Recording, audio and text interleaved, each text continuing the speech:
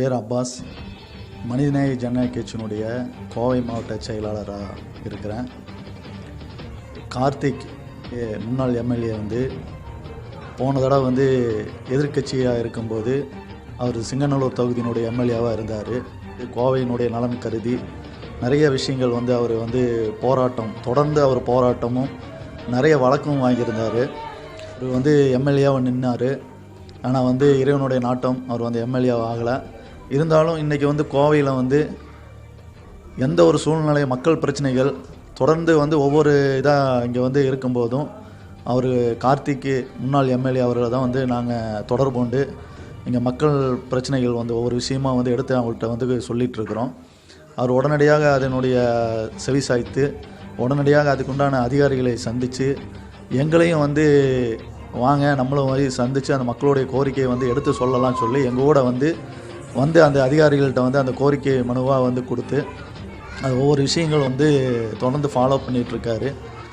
மக்களினுடைய எது சொன்னாலும் அந்த பகுதிக்கே சென்று அந்த பகுதியில் உள்ள மக்களுடைய குறைகள் கேட்டு அது உடனடியாக அதனுடைய பிரச்சனையை நிவர்த்தி செய்வதற்காக முயற்சி எடுத்துகிட்ருக்காரு. பார்த்திங்கன்னா திமுகவுடைய எம்எல்ஏவும் யாரும் இல்லாத ஒரு சூழ்நிலையாக இருக்குது. அதனால் இப்போ உள்ளாட்சி தேர்தல் வரக்கூடிய சூழ்நிலை இருக்கிறது. ஆகஸ்ட்டுக்கு மேலே உள்ளாட்சி தேர்தல் நடக்கணுங்கிற மாதிரி அரசாங்கம் சொல்லியிருக்காங்க. ஆனால் இங்கே கோவை மாவட்டத்தில் அதிகமான பிரச்சனைகள் இருக்குது. மக்களினுடைய பிரச்சனைகளை தீர்ப்பதற்காக இது இங்கே கோவை மாவட்டத்தில் இந்த கார்த்திக் எம்எல்ஏ, முன்னாள் எம்எல்ஏ போன்றவர்கள்லாம் தொடர்ந்து இங்கே மக்கள் பணி செய்வதற்காக எங்களுடைய கட்சியின் சார்பாக உறுதுணையாக இருப்போம் என்று. என்னோட பேர் முஜிபுர் ரஹ்மான். தமிழ்நாடு முஸ்லீம் முன்னேற்ற கழகத்தினுடைய கோவை மாவட்ட செயலாளராக இருக்கிறேன். கோவை மாவட்டத்தை பொறுத்த வரைக்கும் திராவிட முன்னேற்ற கழகத்தின் சார்பாக நம்முடைய முன்னாள் சட்டமன்ற உறுப்பினர்னா கார்த்திக் அவர்கள், அவர் சட்டமன்ற உறுப்பினராக இருக்கக்கூடிய சமயத்தில் மிக சிறப்பாக அன்றைய தேதியில் அதிமுக ஆட்சி மிகப்பெரிய அளவில் அதிமுக கை ஓங்கி கொண்டிருந்த அந்த சமயத்தில் ஒற்றை ஒரு சட்டமன்ற உறுப்பினராக கோவையில் சிங்கம் போல் களமாண்டார். கிட்டத்தட்ட ஒரு பொதுமக்களுக்கான உரிமைக்காக நிறைய போராட்டங்களை நடத்தியிருக்காரு. அதுக்கான நிறைய வழக்குகளும் அன்றைய காலத்தில் வாங்கியிருக்காரு.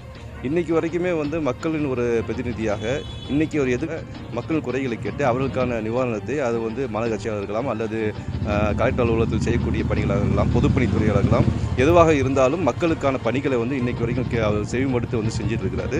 அவர் முன்னாள் சட்டமன்ற உறுப்பினர் நான் கார்த்திக் அவர்கள் கொரோனா காலகட்டத்தில் இருந்தாலும் சரியே, இப்போ நடக்கக்கூடிய ஒவ்வொரு சூழ்நிலையிலும் கூப்பிட்ட குரலுக்கு செவிசாய்க்கிறாரு. சிங்கை பகுதியில் ஹவுசிங் யூனிட் சம்மந்தமாகவும் கோரிக்கையை கொடுத்து அவருடைய மேற்பார்வைக்கு போகிறனால சிறப்பாக பணி செஞ்சிட்ருக்காரு. சிங்கை தொகுதி மட்டுமல்லாமல் கோவையில் எல்லா பகுதிகளிலும் வலம் எல்லா மக்களின் பாதிக்கப்பட்ட குரல்களுக்கு பதிலளிக்கக்கூடியதாகவும் அவருடைய தேவைகளை நிறைவேற்ற அரசு அதிகாரிகள் மட்டத்தில் கொண்டு செல்வதற்கு சிறப்பாக பணியாற்றிருக்காரு. இவர் தோல்வியை சந்தித்தாலும் கூட இன்று வரையும் அந்த பகுதிகளுக்கு தேவையான நல்ல பணிகளையும் அவர் தொடர்ந்து செய்து கொண்டிருக்கிறார். என் பேர் கோவை சக்கீம், ரஜினி ரசிகர் மன்ற கோவை மாவட்ட அமைப்பாளர். நான் கார்த்திக் எக்ஸ்எம்எல்ஏ, அவர் எம்எல்ஏ இல்லாவிட்டாலும் எம்எல்ஏவை விடயம் அவர் இங்கே சிறப்பாக பணியாற்றிட்டு இருக்கார். கூப்பிட்ட குரலுக்கு ஊடாடி வரக்கூடியவராக இருக்கிறார். இந்த கடந்த 5 வருட காலம் அவருக்கு மிகவும் சவாலான ஒரு காலமாக இருந்தது. அந்த காலகட்டத்தில் அவர் மிக கடினமாக உழைத்து வெற்றியும் கண்டார். ஆனால் இந்த முறை தோல்வியை தழுவியது மிக மிக வருத்தம்.